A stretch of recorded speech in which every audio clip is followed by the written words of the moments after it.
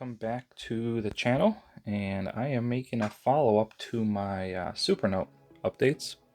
I had made one maybe about 3 weeks ago or so, which is my one month update, and I wasn't planning on doing one so soon, but um, they just pushed out a new release update to this tablet, so wanted to actually update my review. So I had initially left off my initial review by giving this kind of a, a low score, right? So I think initially I had said that it was going to be I think I left it as a 50-50 between the Supernote and the Remarkable. I kind of felt like my last review kind of made this seem like I don't know, like a B- product. And I was kind of 50-50 between this and Remarkable, but since then things have changed. So I can probably say that I probably score this tablet now probably an A, without a doubt. I'll kind of go over some of the changes why. So first and foremost, Remarkable unfortunately went in a horrible direction. So typically I can't stand when a manufacturer puts out a product and then later kind of tries to trap you with a subscription situation where if you want more now you gotta pay in addition to already a premium price on a tablet. So to me, Remarkable is pretty much off the table, and this leaves the Supernote and Onyx Book. Now, Onyx Book, unfortunately, the reason I passed them to begin with is they just have too many products. I have a hard time believing that they're going to really dedicate time, and when they're kind of all over the place with their product line.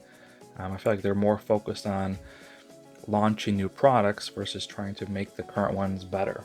So this is where we get to the Supernote, and that's kind of why I wanted the Supernote. I kind of just, even though the Remarkable device kind of seemed a little nicer, I just felt like Supernote, as a company, their development team was much more focused on making this a better product and kind of listening to their audience and kind of, in a way, kind of working with the community versus what Remarkable has done. So this is kind of where what they did with this new update. So this new update really fixed a lot of things. So I'm not going to go over all the updates. I'm kind of going to go over the ones that I felt like I noticed, because I think if you go to their release page, you'll see there's a lot of them.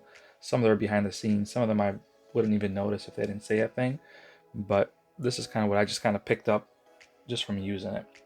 So the first thing is, let me kind of move this over here. So the first thing is some changes to the top of the menu. Starters, you scroll down now, you have the date and time, which is a nice little touch.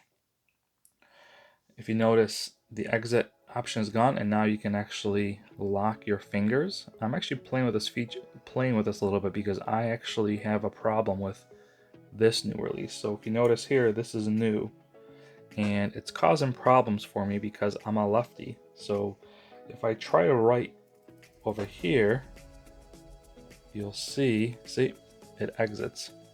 So lefty, I'm having some issues with it.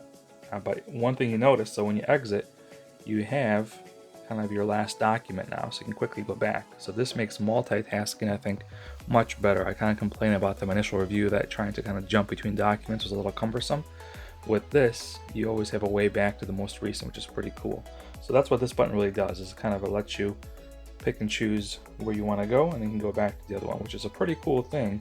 It's just for a lefty, it's kind of a bad place to put it, because now if I want to write over here, I kind of have to keep my palm off. So I've been playing with this feature. This is where you basically lock out fingers. So if right now one finger won't work, only two fingers will work, and this makes it that no fingers will work, but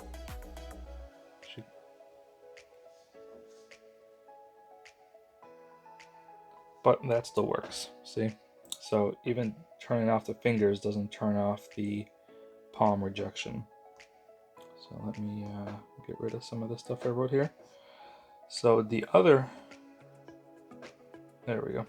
So that's my only issue. So Supernote, if you're listening, maybe move this menu more in the center because you still have room here. So maybe shift this a little bit to the right to allow lefties some room to write over here. So that's my only, I kind of have this in the needed section. So that's kind of the big change I noticed for the top.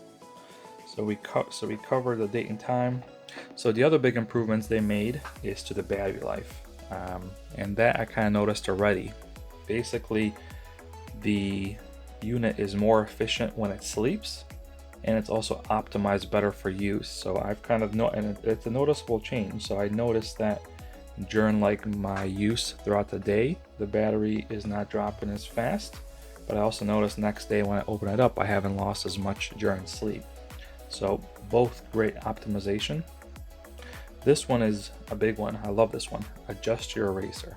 So before, to erase, you always have to go here, pick the eraser, you erase, so to say I want to, erase that, so then you have to go back to pen, so again, not super hard, but now if you put 2 fingers down, you can erase anything you want. So if I write that and then I want to be done with it, and you don't miss a beat. So if you're writing, you make a mistake, you just circle it and keep going, so you never have to kind of jump across the screen. So very cool feature. Now they have file locking. This one, I don't know. I mean, if you share your device, or I guess if you're worried that you're going to lose your device, might be kind of beneficial. So I think that's a kind of a cool one too. If you're taking, work information, sensitive information, that if you lost your tablet or misplaced it, you don't want it to lose. That could be kind of a cool thing. Last, open document, we covered already. And then templates, so now you can have favorite templates. So that's kind of cool too, because when you go to the templates, there are actually a lot of them, as you can see. So if you're always using one, you can just start, and then you can always kind of have that one at the top, which is useful when you go to like page, further down. So I think that was a cool add. And the biggest one, so eraser I covered, but faster. This one is the game changer. So this was my biggest complaint in my last review, is that it is kind of a little sluggish, where if you're bouncing around documents, that lag can kind of be a little cumbersome. But this is this honestly feels like a whole new tablet. It really does. It's just that much faster. The speed improvement is almost as if you moved up to a newer generation, because now you can bounce around documents. I can jump to my free notes. I can go back to finance notes. I can jump pages really fast. I mean, it really, at this point, I feel like there is no lag. It just goes. So this right here is a total game changer, and this really is why I completely, first of all, feel validated that my assumption was right, because I bought this tablet banking kind of on Supernote as a company, that they're going to really make this an awesome product. Because at the time that I bought it, I kind of the Remarkable 2 was probably the better buy, because their latency was down, there was a much sleeker tablet, but just reading the forums, I just had a hunch that Supernote was really gonna kind of make this product, amazing. And this right here completely validated that for me. So this tablet it's a whole new tablet now. So if you haven't updated yours, do it. You'll see it's much needed. So the only thing that I would ask still for is obviously lefty support. So I kind of what I talked about here. I wish they can kind of move that bar over so lefties can be a little more accommodated. That would be a good thing. And then Google Drive, still waiting. I know that's on their roadmap, and I've fully confident it's going to happen. But just a reminder, that's the only thing it's needed is Google Drive, because right now you have to, or at least I use what do you call it, Dropbox, which is okay, but I'm not a Dropbox user, so it's kind of annoying, because now I have to have a new tool I got to use now to sync these up. So overall, if I had to kind of rate this product now, I would say, before I was 50-50, whether this or Remarkable 2. I would say now it is 100% this one. So now if I were a buyer now, and with the information in hand, I mean, this is the one I would get. I mean, this thing is perfect now. I think all the shortfalls, or at least the biggest shortfall for me, was the speed, and that's fixed now. And this speed isn't just in the UI, it's also in writing too. So when you write now, even though it was pretty good before, now there is virtually like, I mean, honestly, as I'm writing this, let's see if I can, let's go another page. You can kind of see a little better here. So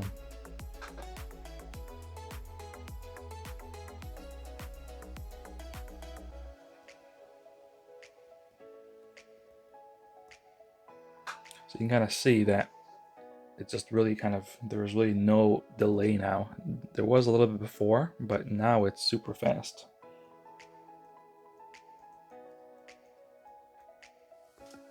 And this is how I write normally. I got horrible handwriting, so this is not, this is not the tablet. This is just how I write. But you can kind of see.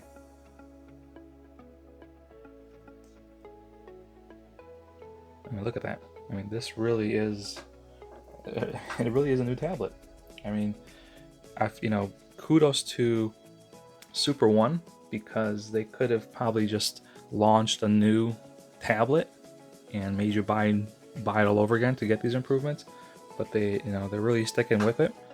And that's, I mean, this is, I think in the end they're going to be the ones that kind of win out in this eating tablet space, because the other companies are just doing it wrong. I think Remarkable with their subscription model is, nothing that's going to hurt them. And Onyx Book, I mean, they just need to kind of pick a product and go with it. They're a little, I don't know, I feel like they're a little over the map with all their offerings, and as a consumer it's confusing to me too, just looking at it. Like, I don't know, like, if you have 10 tablets, which one do I want? Like, what's the difference? I don't know. Sometimes when you give too much choice, it's a bad thing. But nevertheless, this is focused on the Super One Plus. So overall, like I said, I give this product an A. I would say A plus. I think, I mean, if we want to make this thing perfect, I think it needs to be thinned out a little bit. It is a little, it's a little on the thicker side. So I think if you thin this out, thinner, Google Drive, and I think it's an A plus. I mean, at that point, you've got everything you need. So that's all I really have on this one. There are more updates, as I pull them up there, but some of them, to be honest, like, I haven't really even used, or I don't even use. So I haven't really noticed it in my everyday use. Like, I mean, like naming layers, you can kind of rename these now, but I don't really use that, so I can't really speak to that. I'm trying to think what else. No cover customization, access to web links and document files. Oh, I'll have to test that one. But yeah, I'll link the release page on the Reddit so you can kind of look at those yourself. But I just wanted to highlight really the ones I found the most valuable. And the one, again, speed, this one, I mean, this right there is just a game changer. So, all right, thanks for tuning in. And unless they make another big update, I probably won't be back with this for a few more months. But that's really all I have to say.